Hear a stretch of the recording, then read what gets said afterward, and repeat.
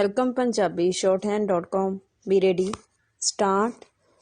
ਪਿਛਲੇ ਲੰਮੇ ਸਮੇਂ ਤੋਂ ਦਿੱਲੀ ਅਤੇ ਇਸ ਦੇ ਗੁਆਂਢੀ ਰਾਜਾਂ ਵਿੱਚ ਫੈਲੇ ਪ੍ਰਦੂਸ਼ਣ ਤੋਂ ਸੁਪਰੀਮ ਕੋਰਟ ਸਖਤ ਨਾਰਾਜ਼ ਹੈ।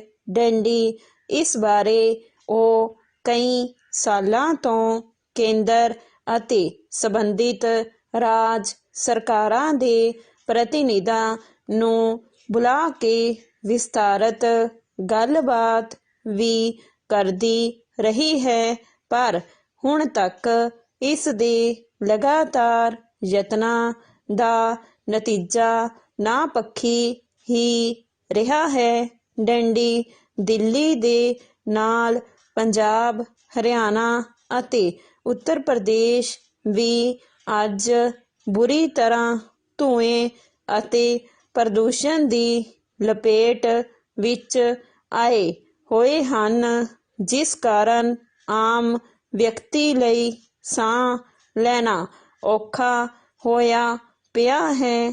ਡੈਂਡੀ ਇਸ ਬਾਰੇ ਸੰਬੰਧਿਤ ਸਰਕਾਰਾਂ ਕੁਝ ਚਾਰਾਜੋਈ ਵੀ ਕਰਦੀਆਂ ਦਿਖਾਈ ਦਿੱਤੀਆਂ, ਪਰ ਉਹ ਸਫਲ ਨਹੀਂ ਹੋ ਸਕੀਆਂ।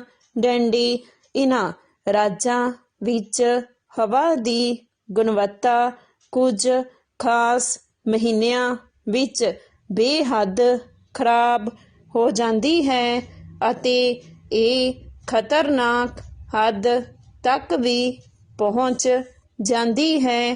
ਡੈਂਡੀ ਪੈਰਾ ਇਨ੍ਹਾਂ ਦਿਨਾਂ ਵਿੱਚ ਜਦੋਂ ਨਿੱਤ ਦਿਨ ਹਵਾ ਦੇ ਗੁਣਵੱਤਾ ਦੇ ਅੰਕੜਿਆਂ ਦਾ ਖੁਲਾਸਾ ਕੀਤਾ ਜਾਂਦਾ ਹੈ ਤਾਂ ਸਾਹਮਣੇ ਆਏ ਤੱਥ ਇਹ ਗਵਾਹੀ ਭਰਦੇ ਹਨ ਕਿ ਪਹਿਲਾਂ ਹੀ ਬਿਮਾਰੀਆਂ ਨਾਲ ਗ੍ਰਸੇ ਇਨ੍ਹਾਂ ਪ੍ਰਦੇਸ਼ਾਂ ਵਿੱਚ ਲੋਕਾਂ ਲਈ ਰਹਿ ਸਕਣਾ ਹੋਰ ਵੀ ਦੁੱਭਰ ਹੁੰਦਾ ਜਾ ਰਿਹਾ ਹੈ। ਡੈਂਡੀ ਸੰਬੰਧਿਤ ਰਾਜਾਂ ਦੇ ਕਿਸਾਨਾਂ ਵੱਲੋਂ ਨਵੀਂ ਫਸਲ ਬੀਜਣ ਲਈ ਪਰਾਲੀ ਨੂੰ ਸਾੜਨ ਦਾ ਰੁਝਾਨ ਵੀ ਲੱਖ ਯਤਨਾਂ ਦੇ ਬਾਵਜੂਦ ਦਿਨ ਪ੍ਰਤੀ ਦਿਨ ਵੱਧਦਾ ਹੀ ਗਿਆ ਹੈ। ਡੈਂਡੀ ਸਰਕਾਰਾਂ ਦੇ ਹਰ ਢੰਗ ਤਰੀਕੇ ਦੇ ਯਤਨ ਇਸ ਨੂੰ ਹਟਾਉਣ ਵਿੱਚ ਪੂਰੀ ਤਰ੍ਹਾਂ ਫੇਲ ਹੋਏ ਹਨ। ਡੈਂਡੀ ਸੰਬੰਧਿਤ ਲੋਕਾਂ ਵਿੱਚ ਜ਼ਾਬਤੇ ਦੀ ਘਾਟ ਅਤੇ ਸੰਬੰਧਿਤ ਸਰਕਾਰਾਂ ਵੱਲੋਂ ਫਸਲ ਦੀ ਰਹਿੰਦ ਖੂੰਹਦ ਸੰਭਾਲ ਨਾ ਸਕਣ ਦੇ ਨਾਕਸ ਪ੍ਰਬੰਧਾਂ ਨੇ ਸਥਿਤੀ ਨੂੰ ਹੋਰ ਵੀ ਵਿਗਾੜ ਦਿੱਤਾ ਹੈ। ਡੈਂਡੀ ਦਿੱਲੀ ਦੇਸ਼ ਦੀ ਰਾਜਧਾਨੀ ਹੈ। ਡੈਂਡੀ ਸਰਵਉੱਚ ਅਦਾਲਤ ਵੱਲੋਂ ਇਸ ਸੰਬੰਧੀ ਪਾਈਆਂ ਪਟੀਸ਼ਨਾਂ ਦਾ ਨੋਟਿਸ ਲਿਆ ਜਾਂਦਾ ਹੈ।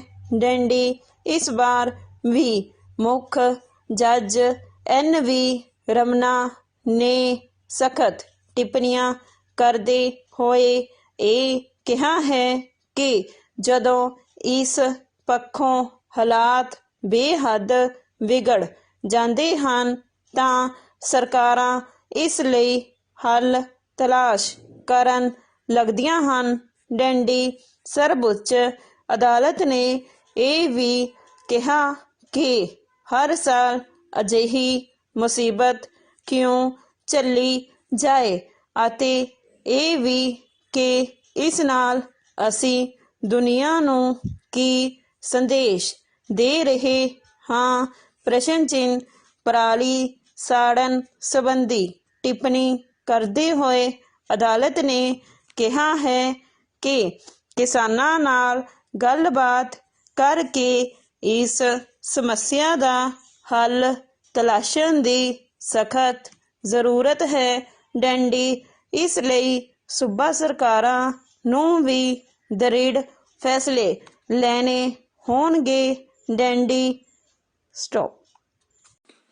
ਵੈਲਕਮ ਪੰਜਾਬੀ shorthand.com ਵੀ ਰੈਡੀ ਸਟਾਰਟ।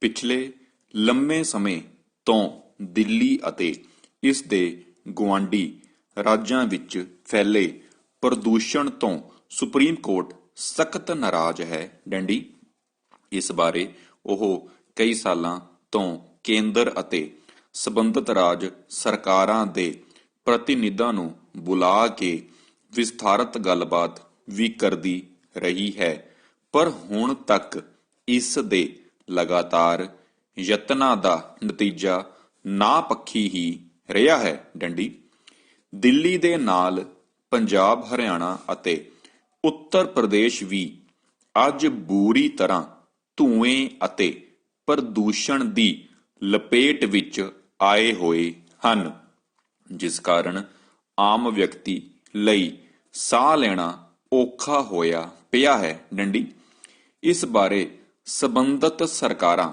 ਕੁਝ ਚਾਰਾਜੋਈ ਵੀ ਕਰਦੀਆਂ ਦਿਖਾਈ ਦਿੱਤੀਆਂ, ਪਰ ਉਹ ਸਫਲ ਨਹੀਂ ਹੋ ਸਕੀਆਂ। ਡੰਡੀ ਇਨ੍ਹਾਂ ਰਾਜਾਂ ਵਿੱਚ ਹਵਾ ਦੀ ਗੁਣਵੱਤਾ ਕੁਝ ਖਾਸ ਮਹੀਨਿਆਂ ਵਿੱਚ ਬੇਹੱਦ ਖਰਾਬ ਹੋ ਜਾਂਦੀ ਹੈ ਅਤੇ ਇਹ ਖਤਰਨਾਕ ਹੱਦ ਤੱਕ ਵੀ ਪਹੁੰਚ ਜਾਂਦੀ ਹੈ। ਡੰਡੀ ਪੈਰਾ ਇਨ੍ਹਾਂ ਦਿਨਾਂ ਵਿੱਚ ਜਦੋਂ ਨਿਤ ਦਿਨ ਹਵਾ ਦੇ ਗੁਣਵੱਤਾ ਦੇ ਅੰਕੜਿਆਂ ਦਾ ਖੁਲਾਸਾ ਕੀਤਾ ਜਾਂਦਾ ਹੈ ਤਾਂ ਸਾਹਮਣੇ ਆਏ ਤੱਥ ਇਹ ਗਵਾਹੀ ਭਰਦੇ ਹਨ ਕਿ ਪਹਿਲਾਂ ਹੀ ਬਿਮਾਰੀਆਂ ਨਾਲ ਗ੍ਰਸੇ ਇਨ੍ਹਾਂ ਪ੍ਰਦੇਸ਼ਾਂ ਵਿੱਚ ਲੋਕਾਂ ਲਈ ਰਹਿ ਸਕਣਾ ਹੋਰ ਵੀ ਦੁੱਭਰ ਹੁੰਦਾ ਜਾ ਰਿਹਾ ਹੈ। ਡੰਡੀ ਸਬੰਧਤ ਰਾਜਾਂ ਦੇ ਕਿਸਾਨਾਂ ਵੱਲੋਂ ਨਵੀਂ ਫਸਲ ਬੀਜਣ ਲਈ ਪਰਾਲੀ ਨੂੰ ਸਾੜਨ ਦਾ ਰੁਝਾਨ ਵੀ ਲੱਖ ਯਤਨਾਂ ਦੇ ਬਾਵਜੂਦ ਦਿਨ ਪ੍ਰਤੀ ਦਿਨ ਵੱਧਦਾ ਹੀ ਗਿਆ ਹੈ। ਡੰਡੀ ਸਰਕਾਰਾਂ ਦੇ ਹਰ ਢੰਗ ਤਰੀਕੇ ਦੇ ਯਤਨ ਇਸ ਨੂੰ ਹਟਾਉਣ ਵਿੱਚ ਪੂਰੀ ਤਰ੍ਹਾਂ ਫੇਲ ਹੋਏ ਹਨ। ਡੰਡੀ ਸਬੰਧਤ ਲੋਕਾਂ ਵਿੱਚ ਜ਼ਾਬਤੇ ਦੀ ਘਾਟ ਅਤੇ ਸਬੰਧਤ ਸਰਕਾਰਾਂ ਵੱਲੋਂ ਫਸਲ ਦੀ ਰਹਿੰਦ ਖੂੰਹਦ ਸੰਭਾਲ ਨਾ ਸਕਣ ਦੇ ਨਾਕਸ ਪ੍ਰਬੰਧਾਂ ਨੇ ਸਥਿਤੀ ਨੂੰ ਹੋਰ ਵੀ ਵਿਗਾੜ ਦਿੱਤਾ ਹੈ। ਡੰਡੀ ਦਿੱਲੀ ਦੇਸ਼ ਦੀ ਰਾਜਧਾਨੀ ਹੈ। ਡੰਡੀ ਸਰਬ ਉੱਚ ਅਦਾਲਤ ਵੱਲੋਂ ਇਸ ਸੰਬੰਧੀ ਪਾਈਆਂ ਪਟੀਸ਼ਨਾਂ ਦਾ ਨੋਟਿਸ ਲਿਆ ਜਾਂਦਾ ਹੈ। ਡੰਡੀ ਇਸ ਵਾਰ ਵੀ ਮੁੱਖ ਜੱਜ NV ਰਮਾਨਾ ਨੇ ਸਖਤ ਟਿੱਪਣੀਆਂ ਕਰਦੇ ਹੋਏ ਕਿਹਾ ਹੈ ਕਿ ਜਦੋਂ ਇਸ ਪੱਖੋਂ ਹਾਲਾਤ ਬੇਹੱਦ ਵਿਗੜ ਜਾਂਦੇ ਹਨ ਤਾਂ ਸਰਕਾਰਾਂ ਇਸ ਲਈ ਹੱਲ ਤਲਾਸ਼ ਕਰਨ ਲੱਗਦੀਆਂ ਹਨ। ਡੰਡੀ ਸਰਵਉੱਚ ਅਦਾਲਤ ਨੇ ਇਹ ਵੀ ਕਿਹਾ ਕਿ ਹਰ ਸਾਲ ਅਜਿਹੀ ਮੁਸੀਬਤ ਕਿਉਂ ਝੱਲੀ ਜਾਏ ਅਤੇ ਇਹ ਵੀ ਕਿ ਇਸ ਨਾਲ ਅਸੀਂ ਦੁਨੀਆ ਨੂੰ ਕੀ ਸੰਦੇਸ਼ ਦੇ ਰਹੇ ਹਾਂ।